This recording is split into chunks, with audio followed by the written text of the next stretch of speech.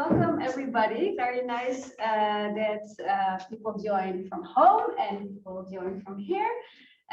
Welcome to this Learn seminar, which we are very happy that we have a very talented postdoctoral researcher here from University of Helsinki, Dr. Junlin Yu.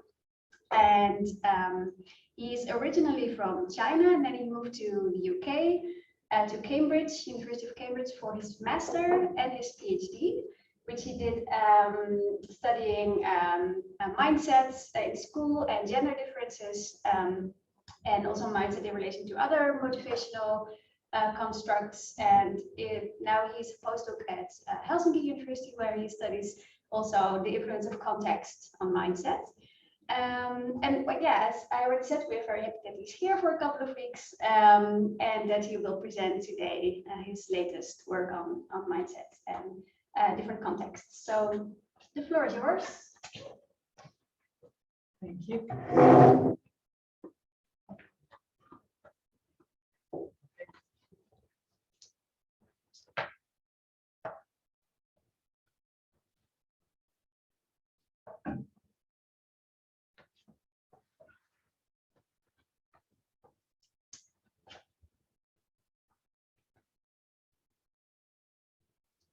The clicker's not working, so I don't know.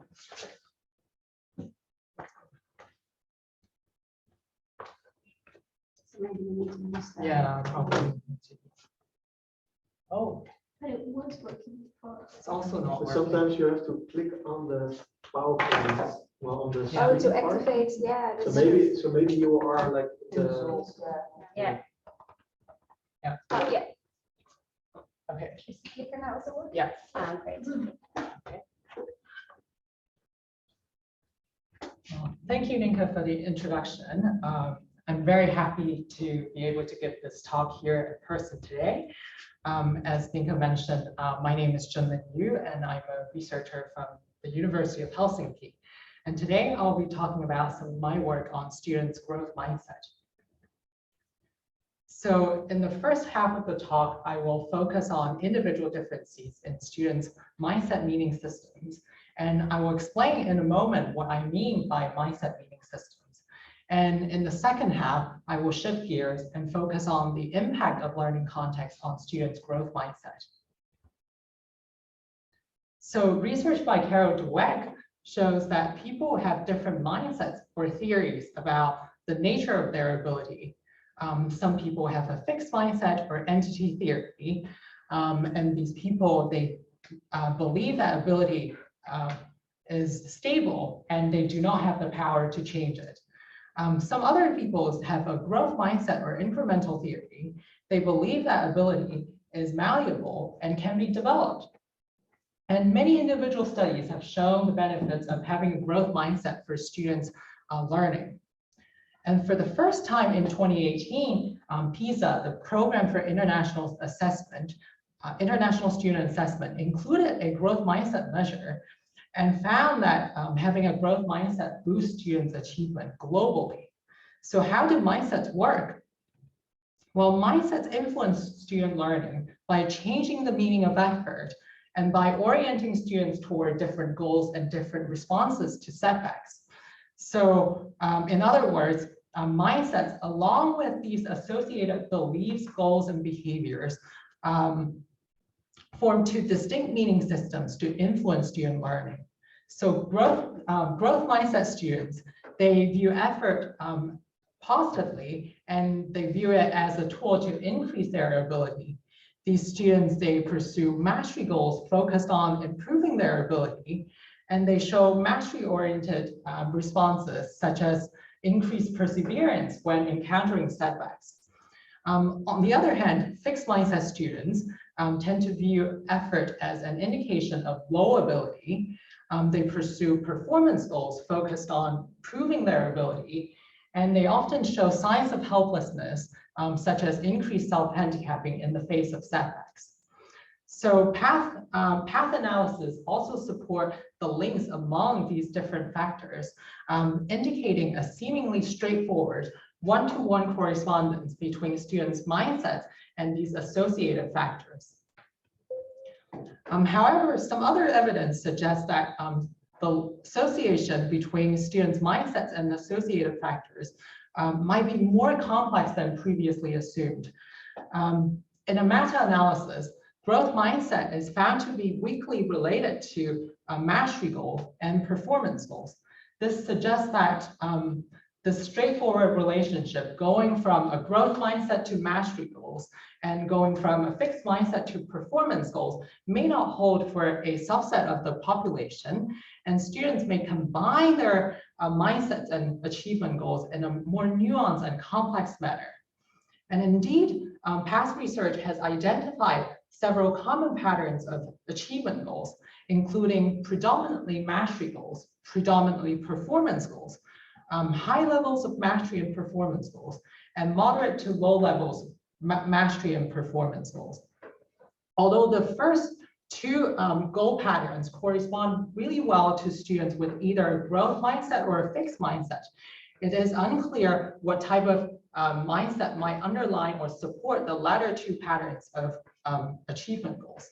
So from past research, we know that students with low levels of mastery and performance goals tend to have low academic engagement and achievement. So it seems likely that some students may view their ability as fixed and lacking, so they give up completely and become disengaged and indifferent in school. So not all fixed mindset students are preoccupied with performance goals in school. And what about those students with high mastery and high performance goals? Are they growth mindset students who also embrace performance goals, or are they fixed mindset students who endorse mastery goals?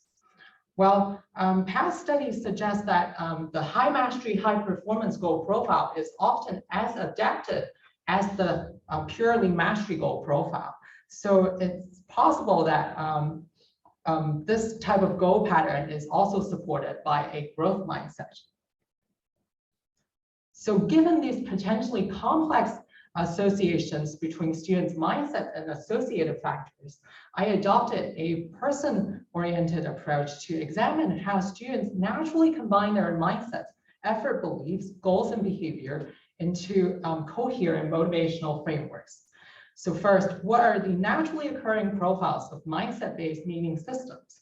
So I expected to first identify two profiles displaying distinct mindsets and the opposite patterns of motivation in line with Dweck's original theorization. However, I also expected to identify additional combinations of mindsets and goals, but given the lack of research in the past, I did not have very strong hypotheses regarding the specific configurations of these profiles. And second, how do profiles of mindset meaning systems predict student achievement? Well, past research indicates that mindsets are the antecedents and may change the meaning of effort, goals, and behavior. So I expected that the profiles with a growth mindset would lead to better achievement, and profiles with a fixed mindset would lead to worse achievement over time. And lastly, I examined the association between students' background characteristics and their profile memberships. So over 500 students from 4 state secondary schools in England participated in the study. These students were in the last 2 years of secondary school, and they were preparing for the national high-stake exams at the end of secondary school. Students completed a number of measures assessing their mindsets and the associated beliefs, goals, and behaviors.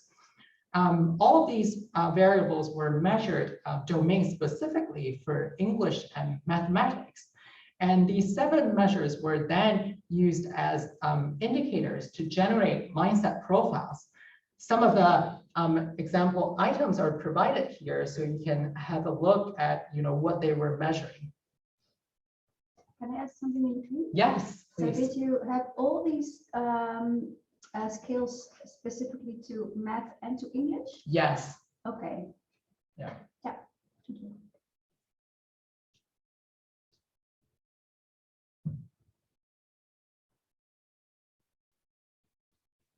Students' English and math performance in national exams were also subsequently collected from schools as the outcome variables. And a number of covariates were also included to examine the independent effects of mindset profiles on students' achievement. These covariates include student gender, ethnicity, language background, socioeconomic status, as well as prior achievement. And these covariates were also used as predictors of students' mindset profiles.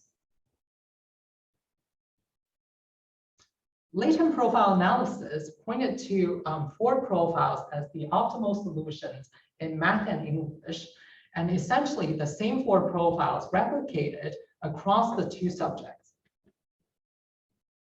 So here, the upper panel shows the profiles in English, and the bottom panel shows the profiles in math.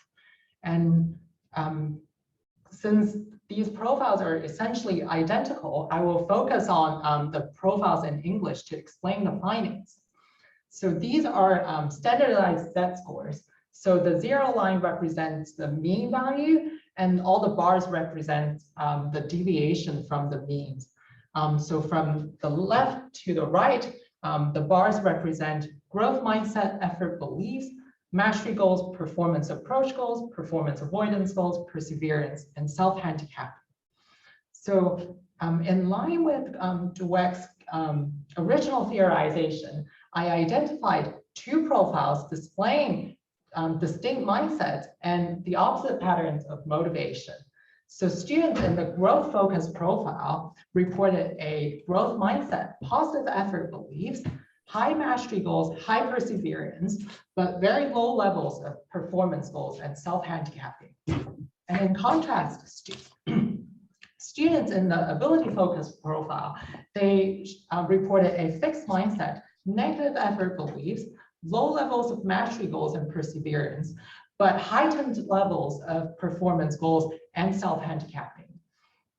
So consistent with Dweck's original theorization, fixed and growth mindset orient students to interpret their effort differently, to prioritize either mastery or performance goals, and to behave in either mastery-oriented or in a helpless manner. However, the remaining students, they show alternative combinations of mindsets and the associated beliefs, goals, and behaviors. Students in the growth competitive profile, they also reported a growth mindset and positive effort beliefs similar to students in the growth focused profile. But students in this particular profile were characterized by their joint pursuit of mastery and performance goals. And in addition, this profile also showed increased level of self-handicapping. And finally, I identified another group of students with a fixed mindset and negative effort beliefs. But unlike those students in the ability-focused profile, these students, they score very low on all types of achievement goals, as well as perseverance. Given their lack of motives to engage and to persist in learning, I labeled this the disengaged profile. So taken together, the findings suggest that contrary to popular assumptions, some fixed mindset students endorse only low levels of performance goals, and some growth mindset students fully embrace performance goals. So these findings challenge the straightforward associations between mindsets and the associated factors. Next, I compare students' achievement across these 4 profiles while controlling for a number of covariates. Numbers that do not share a letter are significantly different from each other. So regarding students' English achievement, growth-focused and growth-competitive profiles scored the highest, and they did not differ from each other. Ability-focused and disengaged students scored the lowest. They also did not differ from each other. And regarding math achievement, growth-competitive profiles scored the highest, followed by growth-focused students. Ability-focused students again scored the lowest, And disengaged students were somewhere in between the growth-focused and ability-focused profile.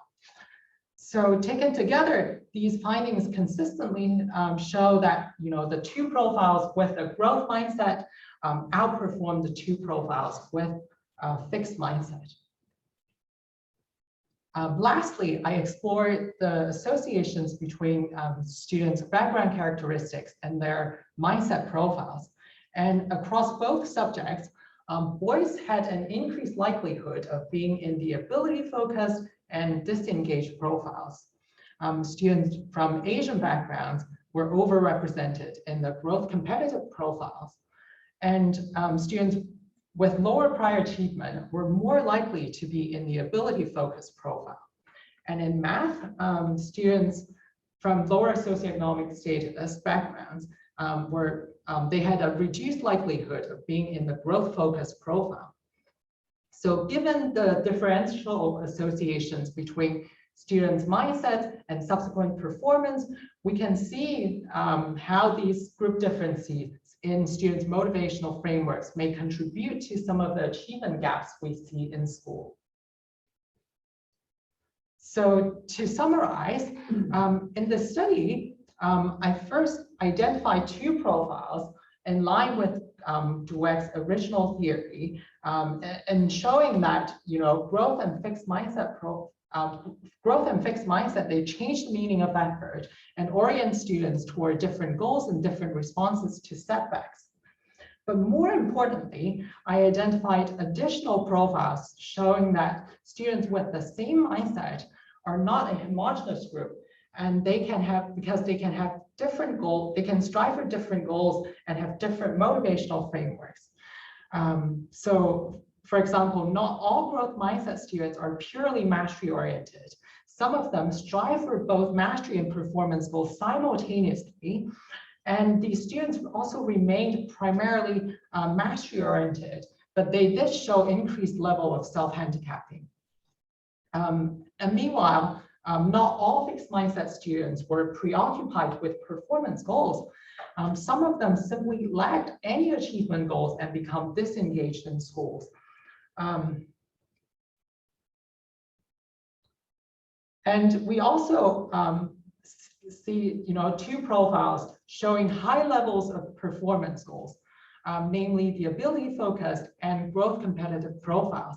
However, the former was associated with worse achievement and the latter was associated with better achievement over time. So from a meaning system perspective, it is possible that students' mindsets may change the meaning and outcome of students' performance goals. When students view ability as fixed, then performance goals involve putting one's global and permanent ability on display, and failure to achieve these performance goals can be very threatening.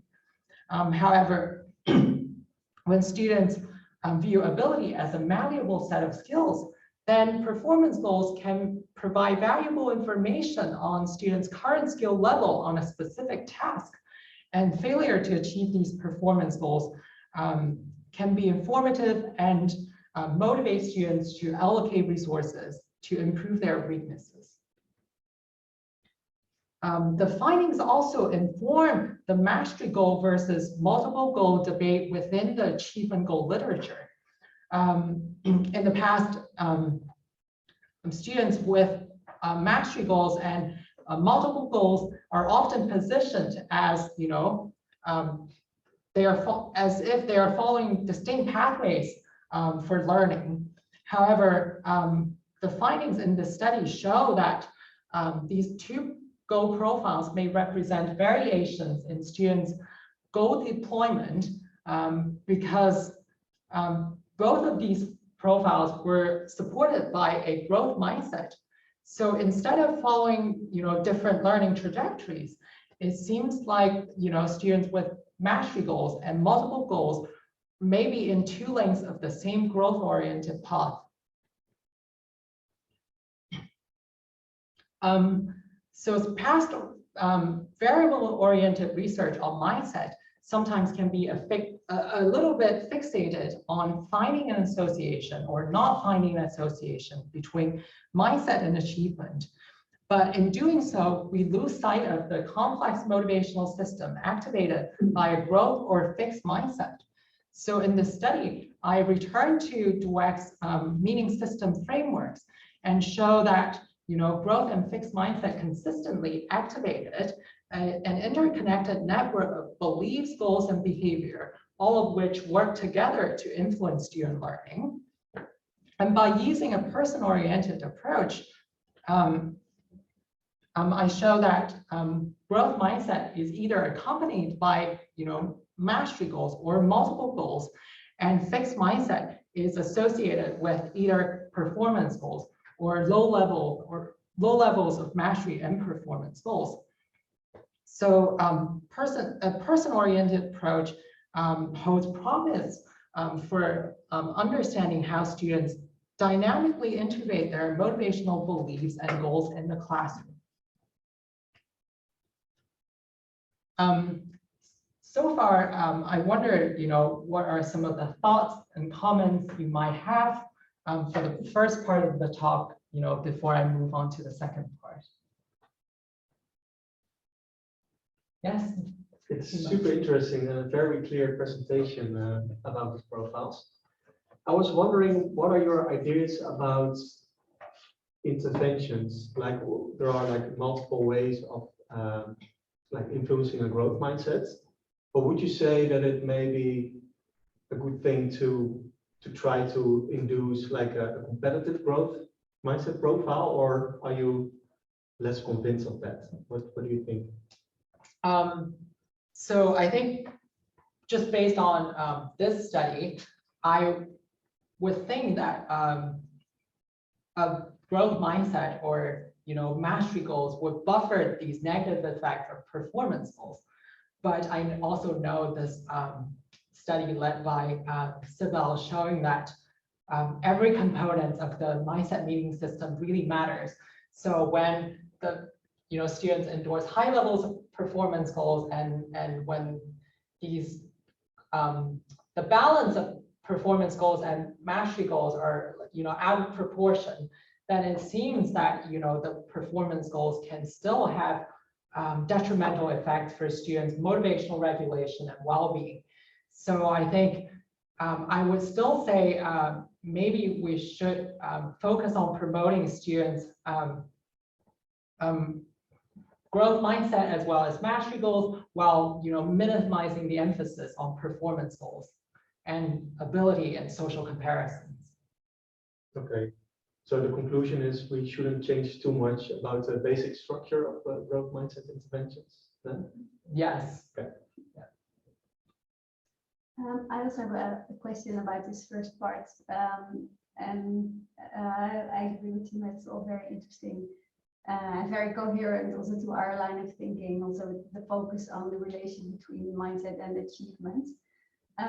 But listening to you, you seem to have quite strong ideas of like also directionality of the relation between these constructs. For example, you say a growth mindset or fixed mindset activates certain other like goals or effort beliefs. But is that a purely theoretical assumption, or is there also empirical evidence for directions among these relations? And if not, can we how could we find empirical evidence for directionality? Yeah, so I think I used those word causal language because past experimental studies do support that temporal direction. So often, researchers manipulate students' mindsets and then see what kind of goals they pursue in subsequent learning tasks. So, so we do have some evidence suggesting that mindsets do influence students' perceptions of effort and goals. But at the same time, because I think the second part will be about how mindsets function in classroom and school context. I often think in the real world, motivation achievement, they show this reciprocal links. I think some of the research researchers here in this faculty do research on that, showing, all these bidirectional links. So I think it would be really interesting to also examine those bidirectional influence in naturalistic contexts. Yeah, exactly, because they probably are bidirectional, right? I think effort beliefs will also probably influence mindset. But it's not studied that way. So no, but you can mindset, manipulate something else and look at the consequences for mindset. Yeah, but it could well be that if you influence effort beliefs, like experiments, then it will also influence mindset. But we don't do these kinds of studies. Yeah. Well, I think maybe that's more social psychology, but there are some studies that, for example, manipulate a different aspect like feedback, and then look at behaviors and whether these correspond more to growth or fixed mindsets behaviors. So I think there is probably also evidence in different directions. Yeah, I think that would also be one of my hypotheses as well. So if you influence one part of the system, and if all these factors do cohere as a system, then moving one part should change the other parts of the system as well. But then you could say there's sort of a bias, and in the research kind of research methods that we use, we think it's mindset that affects all the other things, right? So therefore we study that and we try to experimentally change it. But it's the other way around, we just don't test. Yeah, so that would be really interesting to examine as well. So, so far I've only focused on individual differences in students' mindset meaning systems, but mindsets are also embedded in the learning context. Some of the experimental research by Carol Dweck shows that different forms of praise can influence students' mindset. So praise focused on students' abilities, such as you're really smart, tend to foster a fixed mindset. Whereas praise that focused on students' effort and learning process, such as you've worked really hard, tend to promote growth mindset. However, I think any educators would know, ability praise and effort praise, they only account for a tiny fraction of teachers' praise or feedback in real classroom settings. So I think most of the praise used by teacher in the classroom is likely to be just neutral praise, such as good job or well done. So I think it is crucial to understand how students develop a growth mindset in naturalistic settings, and what can teachers in school do to cultivate students' growth mindset. And in my study, I specifically focus on the association of students' growth mindset with teacher beliefs, teaching practices, and school climate. So initially, researchers thought that adults' mindsets may directly influence children's mindsets, but in most of the past studies, teachers' mindset, they are not systematically linked to students' mindset.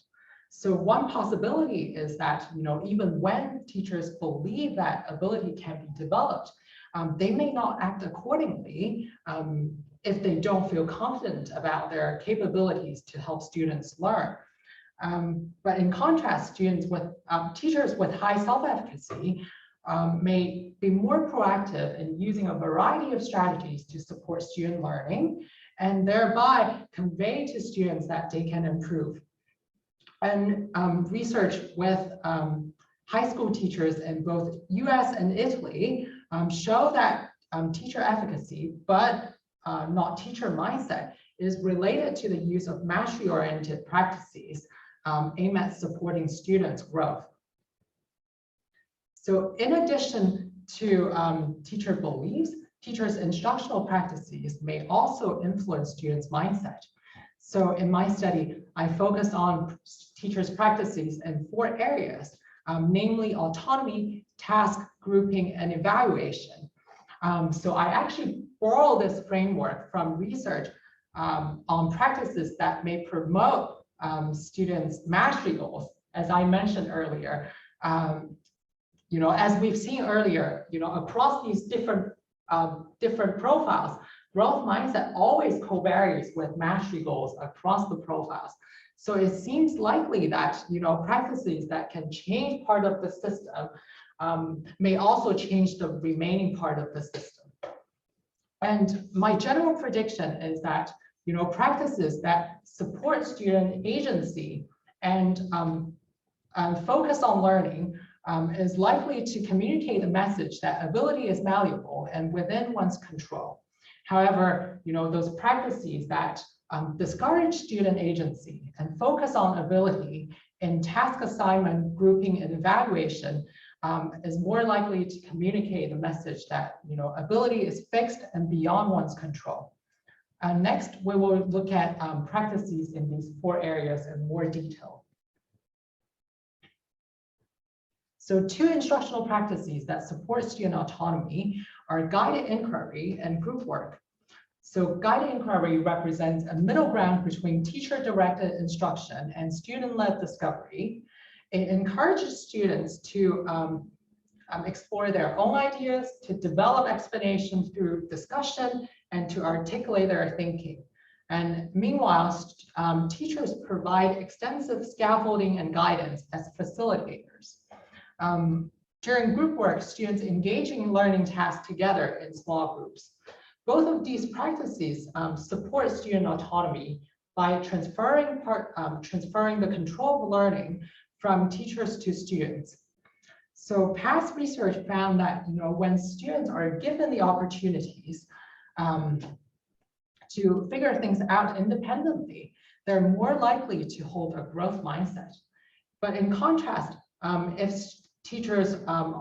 if teachers monitor every single step of the learning process and provide excessive direction, then students are likely to interpret these controlling practices as meaning that they have very fixed and low abilities.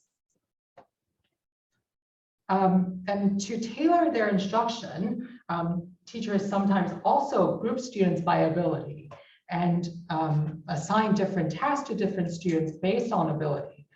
Although task differentiation has the potential to meet students' individual learning needs, giving struggling students easier tasks conveys low expectation and a fixed mindset.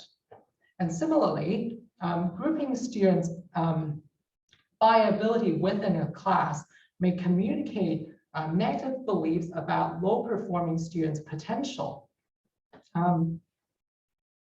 This is especially likely to highlight, differences in students' abilities within a classroom. So the last set of practice is teachers' evaluation standards. Students may come to view their ability as malleable if their individual improvement and progress are made salient by the evaluation standard. However, students may develop more of a fixed mindset when stable performance differences between the students over time are made salient by the evaluation standards. And indeed, both longitudinal and experimental studies show that normative evaluation tend to foster a stronger fixed mindset among students.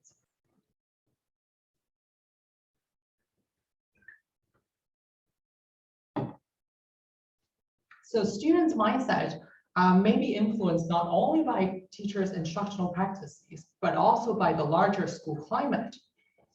Some of Dweck's own research shows that a heavy emphasis on grades and achievement can lead students to perceive a fixed mindset culture and adopt goals focused on proving their ability.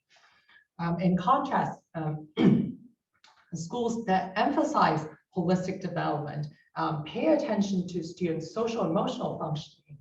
And in so doing, it's likely to divert students' concerns and attention away from their ability.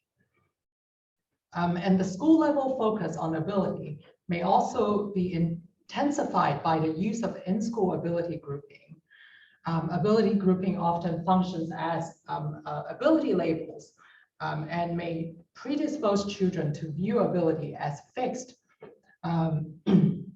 When low-performing students are placed into separate classes or even separate educational tracks, it may send the message that certain students are just less academically capable. So this is the conceptual model depicting all the key constructs as well as the hypothesized relationships. And as reviewed earlier, I expected that students' growth mindset would be unrelated to teacher mindset, but positively associated with teacher efficacy, guided inquiry, group work, mastery evaluation, and holistic development, and negatively associated with task differentiation, in-class ability grouping, normative evaluation, and in-school ability grouping. Data for this study come from the OECD survey on social emotional skills. 10 cities participated in this study, and I used the Helsinki sample specifically in my analysis. So the final sample consisted of 2,200 students, 385 teachers, and 65 principals. Students reported their own intelligence mindset, and teachers reported their beliefs and teaching practices, and principals reported the school climate. And similar to other large-scale international surveys, all of the variables were measured with only very brief scales. And some of the items are, again, provided here so you can have a look.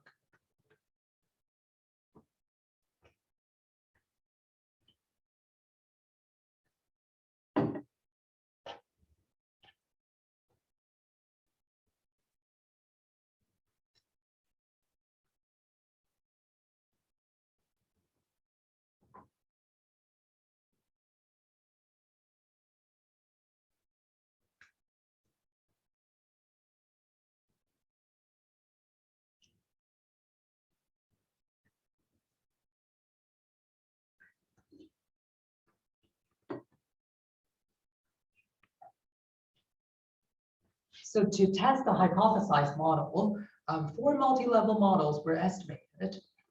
Firstly, a null model was fitted to the data to understand the effects of cluster on students' mindset. And next, a covariate-only model was estimated to provide a baseline for comparison. And in the third step, a random intercept model was estimated by incorporating all of the predictors of interest. And finally, as a robustness check, a random slope model was estimated by allowing the relationships between teacher factors and student mindset to vary across schools. Here are some descriptive statistics. I would like to highlight just a few numbers. So at the school level, we can see that the mean value of holistic development is 4.78 out of 5. So this means that most of the elementary schools emphasize students' social emotional function. And then moving to the classroom level, task differentiation, in-class ability grouping, and normative evaluation were hypothesized to be less adaptive practices. However, only normative evaluation showed the expected negative association with all the other adaptive practices.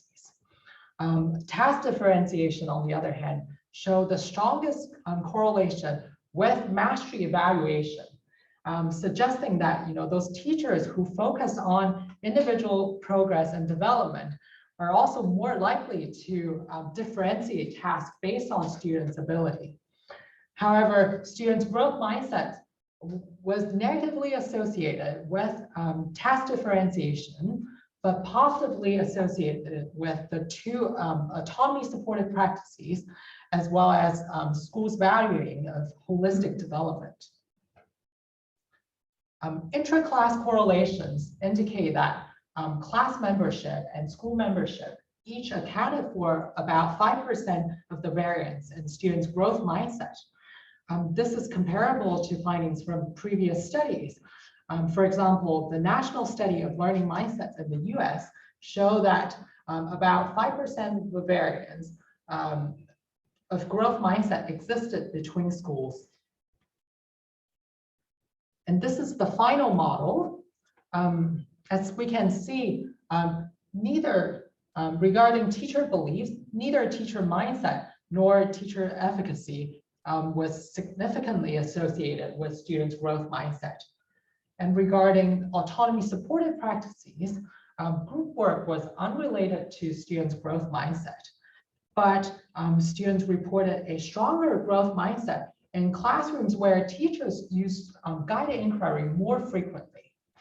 Regarding ability differentiated practices, in-class ability grouping was unrelated to students' growth mindset, but students reported a stronger fixed mindset when their teachers assigned different tasks to different students according to ability. And finally, neither mastery nor normative evaluation was associated with students' growth mindset. Moving to the school level, in-school ability grouping was again unrelated to students' growth mindset, but students reported a stronger growth mindset when the schools emphasized holistic development and students' social emotional functioning. Since neither teacher mindset nor teacher efficacy was directly linked to students' growth mindset in the main model, I also explored a mediation model where teacher beliefs were indirectly associated with students' growth mindset through their teaching practices. And as we can see, teacher mindset compared to teacher efficacy, teacher mindset was only weakly associated with 2 of the teaching practices, and neither of them predicted students' growth mindset. But on the other hand, teachers with higher self-efficacy tend to use a variety of teaching strategies more frequently, and 2 of them showed a significant associations with students' growth mindset. Specifically, teacher efficacy was positively linked to students' growth mindset via increased use of guided inquiry. But at the same time, teacher efficacy was negatively associated with students' growth mindset via increased use of task differentiation. So these opposing processes canceled each other out and account for the non-significant association between teacher efficacy and students' growth mindset. So among these different dimensions of teaching practices, 2 of them stood out in showing a significant association with students' growth mindset, namely guided inquiry and task differentiation. So when we simply look at the correlation, bivariate correlations, both guided inquiry and group work were positively linked to students' growth mindset. But later in the main model, only guided inquiry showed a positive link. So this might suggest, the importance of combining autonomy support with teacher guidance. So when teachers provide structure and clear expectations for learning while allowing space for students to try out things independently, then students may be more likely to experience a greater sense of control over the learning process. And this may in turn facilitate the view that ability is malleable and controllable. And in addition, task differentiation was negatively associated with students' growth mindset. This does not necessarily mean that teachers shouldn't tailor their instruction to support individual learning needs. In fact, it is possible that the effect of task differentiation might depend on how it is implemented in school and in the classroom. And consistent with previous studies, simply assigning different tasks to different students based on ability can be problematic. I think it highlights, as we mentioned earlier, it really highlights the differences in student ability, differences in teacher expectation, and communicates a fixed mindset. There was also a positive association between the school's emphasis on social emotional functioning and students' growth mindset. So, but given that most of the schools did emphasize social emotional functioning in the study, so the finding indicates that students may develop a stronger fixed mindset in those schools that deviate from this social norm. And consistent with studies on goal structures, environments that divert students' concerns away from ability may be more conducive for students' growth mindset development. So to conclude, in this talk, I show that students' growth and fixed mindset, they exist in a broader meaning system, and students with the same mindset are not a homogeneous group because they may strive for different goals and show different motivational frameworks. But at the same time, these mindsets are embedded in the learning context. And despite a very long history of research and the rich literature on student mindset, we are only beginning to understand the associations between these contextual factors and students' mindset. So more research is needed in the future to understand, how teachers in school can implement growth mindset culture. So my talk today is based on these two studies. And thank you for your attention. And I'm very happy to take some questions.